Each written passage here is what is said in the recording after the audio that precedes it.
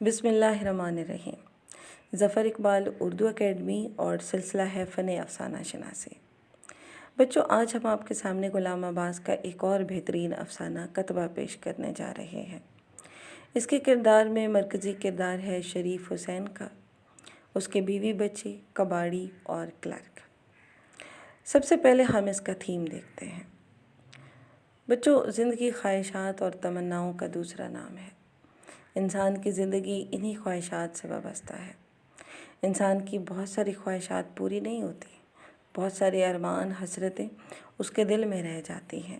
بقول غالب کے ہزاروں خواہشیں ایسی کہ ہر خواہش پہ دم نکلے، ہزاروں خواہشیں ایسی کہ ہر خواہش پہ دم نکلے، بہت نکلے میرے ارمان لیکن پھر بھی کم نکلے۔ اور یہی اس افسانے کا تھیم بھی ہے۔ افسانے کا خلاصہ: اس افسانہ میں ایک مرکزی کردار ہے شریف حسین، جو کہ دفتر میں کلرک ہے۔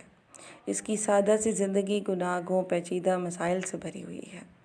شریف حسین ایک عمدہ ذوق اور جمالیات رکھنے والا شخص ہے، لیکن ایک کلرک کی تنخواہ سے وہ جس طرح زندگی کو گھسیٹ کر جینے کے اسباب بنا رہا ہے، اس کی یہ حسیات اندر ہی اندر دبی ہوئی ہیں۔ ایک دن اچانک کباڑیے کے پاس سے ایک سنگ مرمر کا ٹکڑا، جو اس کی توجہ اس قدر کھینچ لیتا ہے کہ وہ اسے 1 روپے میں خرید لیتا ہے۔ پھر اس کے دل میں اپنا مکان بنانے کی خواہش بھی سر اٹھاتی ہے، تو سنگ مرمر کے ٹکڑے پر اپنا نام لکھواتا ہے۔ لیکن سال ہر سال کی سر توڑ کوشش سے بھی حالات میں بہتری نہ آئی۔ ریٹائرڈ ہوا، بچے جوان ہوئے اور شریف حسین یہ آرزو لیے مر گیا۔ آخرکار ہوتا کیا ہے کہ وہ سنگ مرمر کا ٹکڑا اس کی قبر پر کتبہ کی صورت میں لگا دیا جاتا ہے۔